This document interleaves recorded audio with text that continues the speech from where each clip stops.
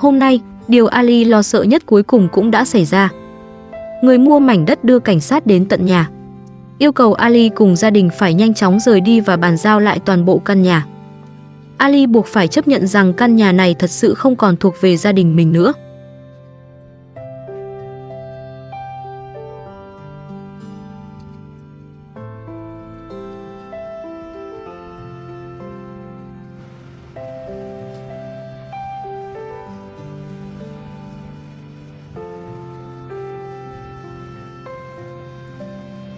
Sinh tồn tự nhiên review, hãy đăng ký và theo dõi chúng tôi. Đây là động lực to lớn để chúng tôi tạo ra những video thật ý nghĩa gửi đến người xem. Chân thành cảm ơn. Sáng hôm ấy, khi nhiếp ảnh gia đến nơi, khung cảnh trước mắt hoàn toàn khác với những ngày bình thường. Đồ đạc nằm ngổn ngang trong các căn phòng. Quần áo chưa được xếp hết. Dụng cụ xây dựng, những tấm ván, bao tải, thảm, củi và các vật dụng sinh hoạt vẫn nằm rải rác khắp khoảng sân. Mọi thứ đều cần được chuyển đi. Nhưng chiếc xe họ đang có lại không thể chở hết chỉ trong một chuyến.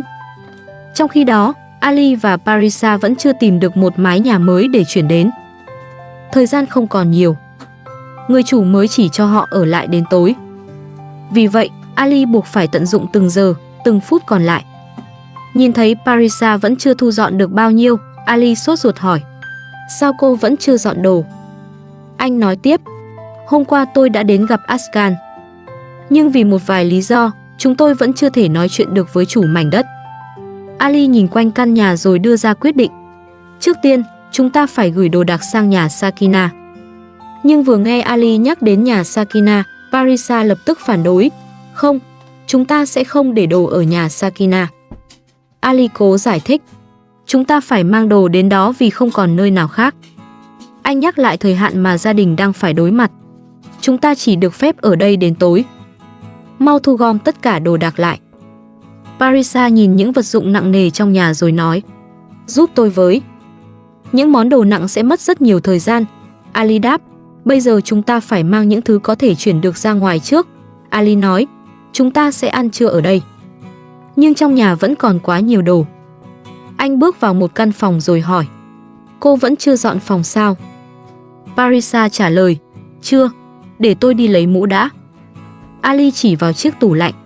Lát nữa chúng ta sẽ dọn tủ lạnh. Anh quay sang Parisa: cô giúp mọi người dọn căn phòng này đi. Trước tiên hãy thu gom quần áo. Nhưng Parisa tỏ ra không muốn làm. Tôi không muốn. Sau đó, cô nhìn chiếc máy giặt rồi hỏi: chúng ta có mang máy giặt đi không? Ali đáp: có, nhưng những thiết bị nặng sẽ được chuyển sau. Ali nói: tôi nghĩ chúng ta cần liên hệ với chủ nhà ở đây. Rồi anh chỉ về một góc sân. Trước mắt, chúng ta sẽ gom tất cả dụng cụ vào chỗ này. Parisa nhìn đống đồ đang ngày càng nhiều rồi hỏi: chúng ta sẽ đi đâu đây? Cô đưa tay sờ tấm lều còn ướt. Tấm lều vẫn chưa khô. Ali không còn đủ kiên nhẫn. Parisa, tôi cần cô giúp. Anh nói: chúng ta phải thu dọn tấm lều. Trước tiên hãy gom những bao tải lại. Rồi Ali tiếp tục chỉ từng món. Những tấm ván cũng phải mang đi. Tôi cần đi lấy cuốc và xẻng. Anh dặn Parisa: hãy chờ tôi quay lại rồi cùng nhau cuộn những tấm thảm. Dù sắp rời khỏi nơi này, Ali vẫn nhớ đến khu vườn. Anh gọi: Parisa, đi mở nước và tưới cây đi. Thấy Parisa vẫn làm rất chậm, Ali liên tục giục: nhanh lên, chúng ta không còn nhiều thời gian nữa. Anh nhìn những vật dụng ngoài sân rồi nói: chúng ta sẽ mang theo một chiếc chậu. Lần này, Parisa đồng ý. Được. Ali chỉ vào một tấm thảm cũ. Vứt tấm thảm đó đi. Chúng ta không thể mang tất cả mọi thứ. Sau đó, anh lại chạy đi lấy những tấm ván. Ali giải thích: con lăn này là của hàng xóm, không được mang theo. Rồi anh nhắc: lát nữa tôi sẽ lấy chiếc thùng. Anh gọi Parisa: nhanh lên, giúp tôi một tay. Chúng ta sẽ mang củi đi trước. Nhưng khi thử nhấc những bó củi, Parisa lập tức than: nặng quá. Cô nhìn số đồ chất đầy sân rồi lo lắng nói: chúng ta không thể mang nổi một nửa số đồ này. Bây giờ phải làm sao? Ali đã tính toán rằng hôm nay họ phải chạy ít nhất 2 chuyến lên thành phố. Anh nói: chúng ta phải chở đồ lên thành phố 2 lần trong ngày hôm nay. Những món chưa thể mang theo ngay sẽ phải để lại và quay về lấy sau. Ali chỉ vào một số vật dụng. Những thứ này sẽ được chuyển trong chuyến tiếp theo. Nhưng Parisa lại bắt đầu lo rằng người chủ mới có thể giữ lại đồ của gia đình. Cô nói, đây là tài sản của chúng ta. Chủ nhà không có quyền lấy chúng. Parisa còn muốn tháo cả một cánh cửa mang theo. Chúng ta phải khiêng cánh cửa đi. Ali nói, được rồi, trước tiên chúng ta phải chọn một nơi thích hợp để đưa đồ tới. Nhưng sự căng thẳng trong lòng khiến Ali lại nhắc đến quyết định bán đất. Anh nhìn Parisa rồi nói, chúng ta từng có một nơi ở rất tốt. Giọng Ali trở nên nặng nề. Nhưng cô đã khiến chúng tôi mất nhà cửa. Theo Ali, nếu Parisa không liên tục thúc ép anh bán đất để chuyển vào thành phố, gia đình đã không rơi vào hoàn cảnh phải chạy đua thu dọn như hôm nay. Tuy nhiên, lúc này tranh cãi cũng không thể thay đổi được điều gì. Ali tiếp tục tìm những thứ cần thiết. Chúng ta còn cần một sợi dây thừng để buộc đồ trên xe. Trong khi đó, Parisa vẫn nghĩ đến những luống hoa trong vườn. Cô nói, tôi cần một chiếc xô để cắt hoa. Ali đáp, chúng ta đang khát nước rồi. Những chậu cây sẽ xử lý sau. Anh nhìn chiếc xe đang đỗ ngoài sân. Để tránh làm bẩn sàn xe, Ali dặn, mang một chiếc bao tải đến để trải xuống dưới. Anh vẫn chưa quên tấm lều. Chúng ta cần mang cả lều đi. Nhưng Parisa bắt đầu khó chịu vì Ali liên tục tạo ra tiếng động và giục cô làm việc. Cô nói, anh đừng gây tiếng động lớn như vậy. Rồi Parisa than phiền, trời nóng thế này mà anh vẫn bắt tôi phải thu dọn lều. Cô nhấn mạnh, chúng ta không thể mang tất cả mọi thứ trong một lần. Sau đó, Parisa nhìn máy điều hòa. Chúng ta còn phải mang cả máy điều hòa đi. Ali biết điều đó. Anh nói, chúng ta vẫn chưa tìm được đất. Bây giờ chỉ có thể sống tạm bợ. Ali quay vào trong hỏi, cô đã rút phích cắm tủ lạnh chưa? Anh nói, chúng ta phải mang tủ lạnh đi. Rồi Ali lại trách Parisa, cô đã đẩy chúng ta vào tình cảnh khó khăn như thế này. Parisa không chịu nhận lỗi, nhưng chúng ta vẫn chưa có chỗ ở. Cô nói rằng mình đã có kế hoạch riêng. Tôi đã tự lên kế hoạch. Nếu anh nghe lời tôi, mọi chuyện đã không trở nên như vậy. Nhưng Ali lập tức phản bác, chúng tôi đã làm theo kế hoạch của cô. Anh nhìn căn nhà đang bị tháo dọn, và kết quả là bây giờ tất cả phải chịu khổ. Dù vậy, sức lực của mọi người cũng đã cạn dần. Ali nói, chúng ta nên ăn trưa sớm. Anh nhìn chiếc tủ lạnh rồi quyết định, chuyến này chưa thể mang tủ lạnh đi được. Parisa bảo, anh đi nhóm lửa đi. Sau đó, cô bất ngờ yêu cầu Ali giao toàn bộ tiền và séc. Đưa tấm séc cùng tiền cho tôi. Tôi có thể tự mua đất. Cô cho biết mẹ mình đã tìm được một mảnh đất phù hợp. Mẹ tôi đã tìm được đất rồi. Nhưng Ali lập tức từ chối. Không, tôi sẽ không để cô can thiệp vào chuyện này. Anh nói, tôi sẽ tự tìm đất. Ali cũng không muốn mẹ Parisa tham gia. Tôi không muốn mẹ cô can thiệp vào cuộc sống của chúng ta. Trước mắt, anh vẫn giữ nguyên kế hoạch. Trước tiên, chúng ta phải đến nhà Sakina. Parisa tiếp tục phản đối. Không, chúng ta không đi đâu cả. Ali đáp, chúng ta không còn lựa chọn nào khác. Ali nói, ăn trưa nào. Anh nhắc đến người chủ đất. Hiện giờ ông ấy đang ở Isfahan. Ông ấy vẫn chưa đến đây. Parisa hỏi, khi nào ông ấy quay lại? Ali lắc đầu. Tôi không biết. Anh nói rằng tối nay cả gia đình có thể phải ở lại nhà Sakina. Nhưng Parisa lập tức phản ứng. Không, tôi sẽ không bao giờ đến nhà Sakina. Ali không tranh luận thêm. Anh chỉ nói, mang cho tôi một chiếc đĩa. Rồi anh giục, Parisa, mau dọn thức ăn lên bàn. Parisa nói, Ali, anh đừng vội quá. Thịt vẫn chưa chín. Cô nói tiếp, dù chưa có nơi ở, chúng ta cũng không thể ăn khi thịt còn sống. Parisa đặt thịt lên than. Tôi phải nướng chín số thịt này trước. Ali đáp, sau bữa trưa, chúng ta phải đi ngay. Anh nhắc lại, chủ nhà không cho chúng ta nhiều thời gian. Nhưng cái nóng bên ngoài khiến Parisa không muốn tiếp tục làm việc. Cô nói, trời nóng quá. Sau đó, Parisa đề nghị, chúng ta ở trong nhà thêm một lát đi. Tôi không muốn ra ngoài giữa thời tiết thế này. Mỗi phút trôi qua, quyền ở lại căn nhà của họ cũng ngắn dần. Nơi này từng là mái ấm mà Ali tin rằng gia đình sẽ sống trong nhiều năm. Nhưng giờ đây, chính tay anh phải tháo dỡ, thu dọn và mang tất cả rời đi. Điều đau đớn nhất là Ali vẫn chưa biết mình đang chuyển đến đâu. Nhà Sakina chỉ có thể là nơi gửi đồ tạm thời. Họ chỉ có thể làm việc thật nhanh, thu dọn thật nhanh. và cố mang theo nhiều nhất có thể. Nhưng dù chuyện gì xảy ra, họ cũng không còn đường quay lại. Điều duy nhất Ali có thể làm lúc này là tiếp tục giục mọi người, nhanh lên.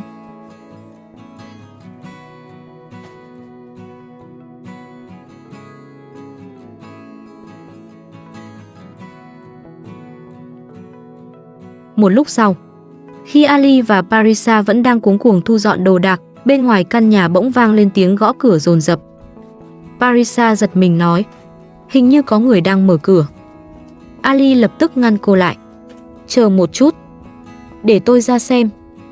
Ali bước nhanh ra ngoài. Người đang đứng trước cổng chính là chủ nhân mới của mảnh đất.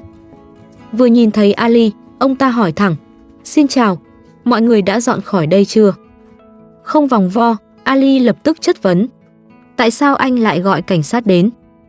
Người chủ mới bình tĩnh đáp, vì mọi người không chịu rời đi. Ali tức giận nói, nhưng trước đây anh đã thỏa thuận với tôi. Anh hoàn toàn phớt lờ những gì tôi đã nói. Người đàn ông đáp, tôi không còn cách nào khác. Tôi buộc phải gọi cảnh sát. Ali nói, chúng tôi vẫn đang thu dọn. Anh không nên gọi cảnh sát đến đây.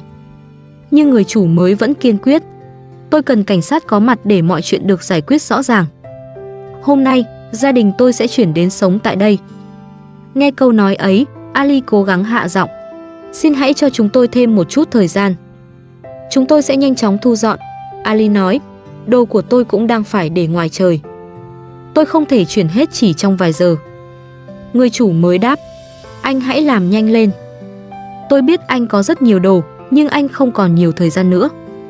Ali tiếp tục van xin, cho tôi để lại một số đồ ở đây. Chỉ cần cho chúng tôi thêm 2 ngày, tôi sẽ dọn sạch mọi thứ. Nhưng người đàn ông nói, đây là hợp đồng đã được hai bên ký. Đáng lẽ mọi người phải chuyển đi từ trước. Ali nhìn những tờ giấy ấy, không thể phủ nhận. Tôi biết mình đã ký. Nhưng hãy cho tôi thêm một cơ hội. Tôi sẽ chuyển đi sớm nhất có thể. Người chủ mới đáp, anh không còn lựa chọn nào khác. Sau đó, ông ta cảnh báo, hôm nay anh phải rời đi. Nếu tiếp tục chống đối, anh có thể bị bắt. Parisa hỏi, vậy nơi này thật sự không còn thuộc về chúng tôi nữa sao? Người chủ mới trả lời dứt khoát, không, mọi người phải rời đi. Ông ta hỏi lại, tôi đã đưa đầy đủ tiền mặt và séc cho mọi người rồi, đúng không? Ali buồn bã thừa nhận, đúng vậy, anh đã đưa tiền cho chúng tôi. Nhưng trong nhà vẫn còn rất nhiều tài sản. Ali nói, bếp ga, tủ lạnh, máy giặt và rất nhiều vật dụng khác vẫn còn bên trong. Anh đồng ý giao nhà nhưng vẫn khẩn khoản, chúng tôi sẽ đi. Chỉ là hôm nay tôi không thể mang hết toàn bộ đồ đạc ra ngoài. Người chủ mới dịu giọng hơn, không sao, mọi người có thể quay lại lấy những thứ còn lại sau. Ali đáp, vâng, cảm ơn anh. Rồi anh quay sang gọi Parisa, mau lên, chúng ta không còn nhiều thời gian nữa. Nhưng Ali vẫn chưa đưa được phần lớn đồ đạc lên xe.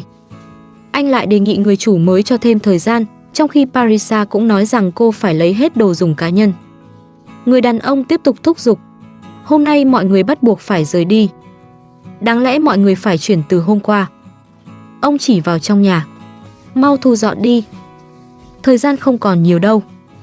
Ali vừa làm vừa than, anh còn không cho tôi đủ thời gian để cuộn tấm thảm. Trời nóng gay gắt, mồ hôi thấm ướt toàn bộ quần áo. Ali mệt mỏi nói, trời nóng quá, anh khiến chúng tôi khổ sở quá. Nhưng người chủ mới cũng có hoàn cảnh riêng. Ông nói rằng mình không còn nơi ở và cần chuyển đến đây ngay. Ông còn nhắc lại chuyện Parisa từng tuyên bố rằng ông không có bằng chứng chứng minh quyền sở hữu căn nhà. Chính lời nói ấy đã khiến ông quyết định đưa cảnh sát đến. Ali hỏi, ông gọi cảnh sát chỉ vì vợ tôi đã nói như vậy sao? Người chủ mới đáp, đúng, cô ấy nói tôi không có giấy tờ chứng minh mình là chủ nơi này. Sau đó, ông giục, mau làm việc và rời đi. Những món chưa mang được, mọi người có thể quay lại lấy sau. Ali không còn cách nào khác ngoài việc đồng ý. Anh nói, cảm ơn anh. Một số đồ của chúng tôi vẫn phải để lại đây. Ali bắt đầu ghi lại danh sách từng món. Tôi sẽ để một số thứ trong căn phòng này rồi quay lại lấy sau. Anh nói với viên cảnh sát, hiện giờ tôi không có nơi nào để cất đồ. Ali nói, tôi sẽ ghi lại toàn bộ tài sản còn ở đây. Rồi Ali gọi, Parisa, chúng ta đi thôi. Người chủ mới khẽ nói, xin lỗi, tôi buộc phải làm như vậy. Nhưng Ali vẫn cảm thấy vô cùng đau đớn. Danh dự của chúng tôi trước mặt hàng xóm đã bị hủy hoại. Người chủ mới nói, mọi người vẫn còn thời gian để quay lại lấy đồ. Hãy ký xác nhận danh sách những thứ còn để lại. Ali hỏi, anh có thể đưa chìa khóa cho tôi không? Nhưng người chủ mới từ chối, không, mỗi lần quay lại, anh phải xin phép. Ông hỏi Ali còn giữ bao nhiêu chìa khóa. Ali đáp, đây là chiếc duy nhất. Sau đó, Ali giao chiếc chìa khóa cuối cùng cho người chủ mới. Khoảnh khắc ấy cũng đồng nghĩa với việc căn nhà không còn thuộc về anh nữa. Trước khi rời đi, Ali dặn, hãy chăm sóc khu vườn giúp tôi. Anh nhìn lại số đồ vẫn còn trong nhà. Chúng tôi sẽ sớm quay lại lấy. Ali nói thêm, xin hãy trông coi đồ đạc cẩn thận. Người chủ mới đáp, đó là trách nhiệm của tôi. Anh đừng lo. Ali quay sang Parisa, mau lên xe. Anh cố trấn an, người đàn ông này sẽ không làm hỏng đồ của cô đâu. Ali bảo Parisa lên ngồi phía trước, nhưng cô từ chối, không cần, tôi ngồi ở sau được rồi. Ali nhìn cô ngồi dưới trời nắng rồi hỏi, cô lại định ngồi ở đó sao? Chiếc xe cuối cùng cũng rời khỏi căn nhà. Phía sau họ là khu vườn, khoảng sân và những căn phòng từng thuộc về gia đình. Một lúc sau, Ali cùng Parisa đến nhà Sakina. Vừa xuống xe, Ali nói, đồ đạc phải tạm để ở đây. Nhưng Parisa lập tức phản đối, không, tôi không đồng ý. Ali tức giận, cho rằng Parisa nên cảm thấy xấu hổ vì cách cô từng đối xử với Sakina. Đúng lúc ấy, bà Yuda bước ra. Bà cho biết Hakan đang ngủ bên trong. Ali nhìn thấy bà, giọng chợt nghẹn lại, bà ơi, chúng cháu mất nhà rồi. Bà Yuda sững sờ, tại sao lại như vậy? Ali buồn bã kể, cảnh sát đã buộc chúng cháu phải rời khỏi nhà. Anh đưa tay lau mồ hôi, bây giờ cháu khát nước quá. Rồi Ali lại trách Parisa, cô ấy chỉ khiến chúng cháu gặp thêm rắc rối. Ali bước vào gọi Hakan, Hakan, thức dậy đi con. Nhưng chỉ vài giây sau, anh lại nhìn quanh đầy hoang mang. Bây giờ cháu phải làm gì đây? Ali nói, cháu thật sự bối rối. Chúng cháu không có đất để xây nhà, cũng không còn lựa chọn nào khác.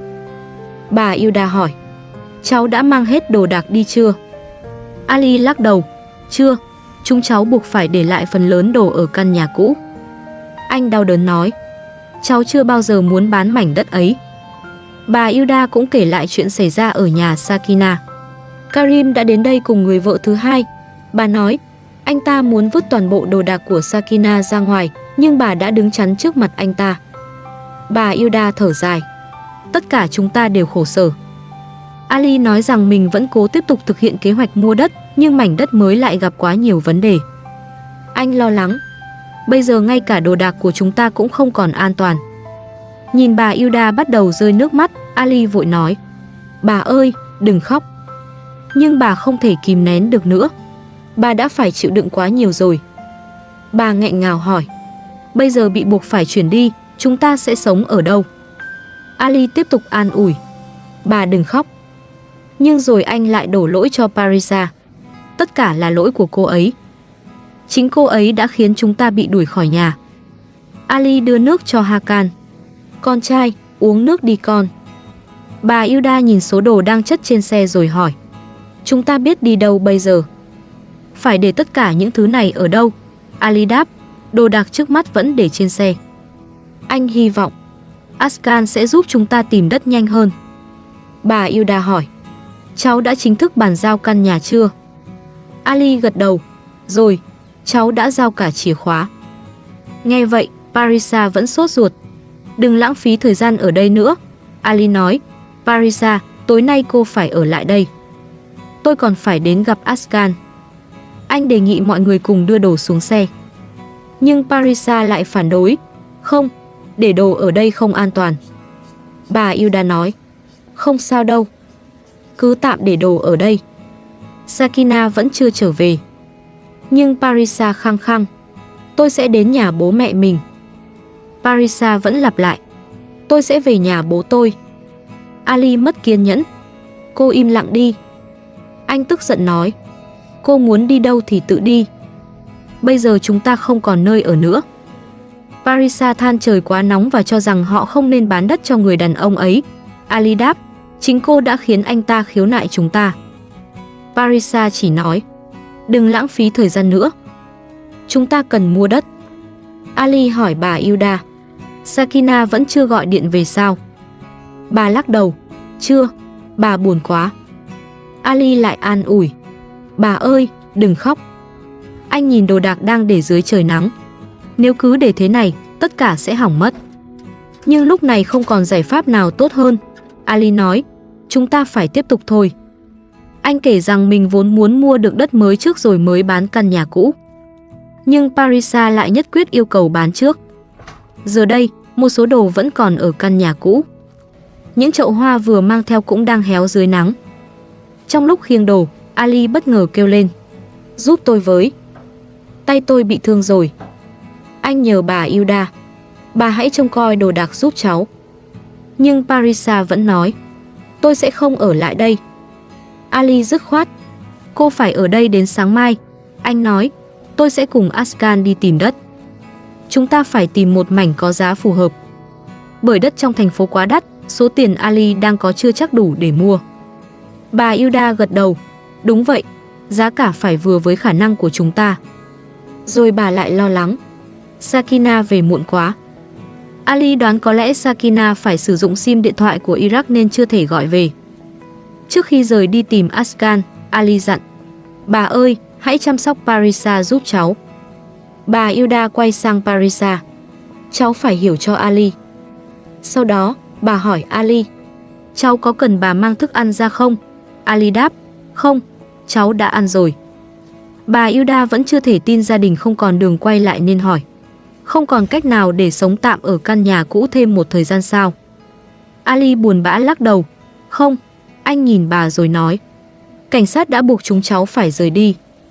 Trong khi đó, nhà Sakina cũng đang đứng trước nguy cơ bị Karim yêu cầu dọn trống. Hai gia đình, hai căn nhà, nhưng không nơi nào còn thật sự an toàn. Bà Hilda chỉ biết ngồi khóc. Ali buộc phải tiếp tục lên đường tìm đất. Cánh cửa căn nhà cũ đã chính thức khép lại. Nhưng trước mặt Ali vẫn chưa có bất kỳ cánh cửa mới nào được mở ra.